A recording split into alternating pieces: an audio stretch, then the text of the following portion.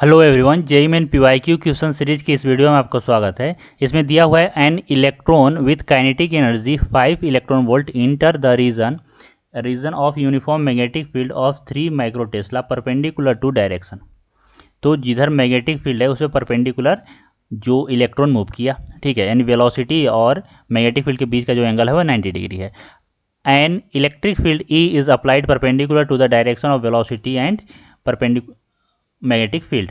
तो यहाँ पे मतलब कि इलेक्ट्रिक फील्ड, मैग्नेटिक फील्ड और वेलोसिटी तीनों म्यूचुअली परपेंडिकुलर हैं, ठीक है। The value of E so that electron move along the same path. देखो इलेक्ट्रॉन सेम पाथ के बाद मूव कर रहा है, यानी कि यहाँ पे जो वेलोसिटी होगा वह कांस्टेंट होगा और उसका डायरेक्शन चेंज नहीं करेगा, ठीक है। तो अब यहाँ पे देखते हैं कि मान लेते हैं कि जो मैग्नेटिक फील्ड है वो बाहर की तरफ है।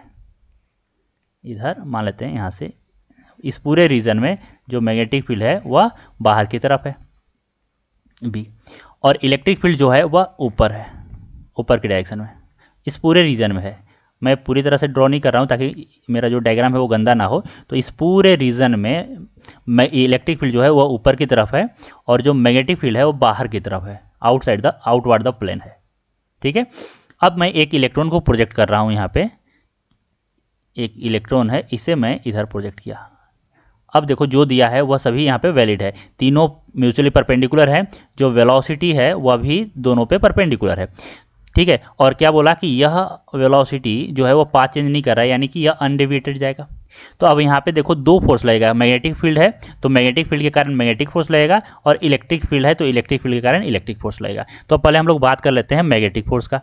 तो मैग्नेटिक फोर्स कितना होता है, ये देखो यहाँ पे क्या होता है, एफ जो होता है वो होता है क्यू वी क्रॉस बी,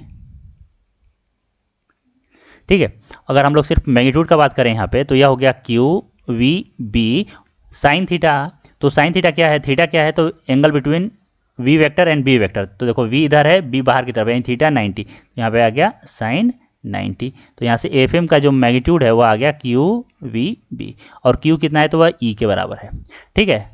अब यहाँ पे डायरेक्शन अगर देखिए कि फोर्स किधर लगेगा, तो यहाँ पे हम लोग क्या करेंगे, वी क्रॉस बी कर देंगे। तो वी क्रॉस बी का डायरेक्शन किधर होगा, इसको कैसे निकालते हैं, तो राइट हैंड कर लो उससे, वी से राइट हैंड की फिंगर को वी की तरफ स्ट्रेच करके बी की तरफ उसको कर्ल कर देंगे। तो जो थंब का डायरेक्शन होगा वो फोर्स का डायरेक्शन देगा। तो यहाँ पे देखो अगर हम लोग करें वी फिंगर को इधर करके बाहर की तरफ अगर कर्ल करें तो जो थंब का डायरेक्शन होगा नीचे होगा।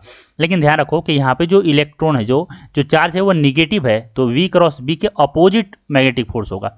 तो यहाँ पे जो फोर्स होगा मैग्नेटिक फोर्स यह ऊपर की तरफ हो गया एफ एम, और यह हो गया क्यू वी बी। दूसरा बात कर लेते हैं इलेक्ट्रिक फोर्स का। तो एफ ई क्या होता है, यह होता है क्यू ई। देखो अगर चार्ज पॉजिटिव है तो फोर्स का डायरेक्शन वही होता है जो फील्ड का डायरेक्शन होता है, लेकिन अगर चार्ज नेगेटिव होगा तो फोर्स और फील्ड दोनों का डायरेक्शन अपोजिट होगा। तो यहाँ पे इलेक्ट्रिक फील्ड ऊपर है और चार्ज जो है वो नेगेटिव है, तो फोर्स जो लगेगा वो नीचे लगेगा इधर, और यह होगा F E is equal to कितना, तो क्यू ई। तो देखो अगर यह सेम पाथ फॉलो कर रहा है, यानी कि जो मैग्नेटिक फोर्स है वह इलेक्ट्रिक फोर्स के बराबर होगा, ठीक है। तो यहाँ से हम लोग क्या लिख सकते हैं, यहाँ से लिख सकते हैं F M is equal to F E, और यहाँ से आ गया Q V B is equal to Q E. तो यहाँ से ई आ गया वी बी, तो यही अपने को वी बी फाइंड आउट करना है। तो देखो क्योंकि पूछा इसमें है इलेक्ट्रिक फील्ड कितना होगा, तो अपने को पहले तो वी फाइंड आउट करना होगा, ठीक है। उसके बाद बी तो दिया है, तो यहाँ से हम लोग देख लेते हैं। देखो क्या दिया है यहाँ पे, काइनेटिक एनर्जी दिया है ना 5 इलेक्ट्रॉन वोल्ट। तो काइनेटिक एनर्जी क्या होता है, काइनेटिक एनर्जी ऑफ इलेक्ट्रॉन यह जो होगा वह दिया है 5 इलेक्ट्रॉन वोल्ट। तो यहाँ से हम लोग क्या लिख सकते हैं, half mass of electron velocity of electron का square is equal to 5 electron volt को हम लोग 1.6 इंटू 10⁻⁻19 से मल्टीप्लाई करेंगे तो यह किस में चला जाएगा, यह जूल में हो जाएगा। तो यहाँ से वी आ गया मेरा 5 इंटू 1.6 इंटू 10⁻⁻19, और यहाँ से यह गया तो यह 2 हो गया, और यहाँ पे जो मास आ गया, मास कितना है तो 9 इंटू 10⁻31 है, यह रूट हो गया। तो 5 इंटू 2 करेंगे 10, और 10 से 1.6 में तो 16 हो गया। तो 16 को 16 यानी कि रूट 16 कितना होता है, 4 होता है, और यहाँ पे 9 है तो यह कितना होता है, 3 होता है।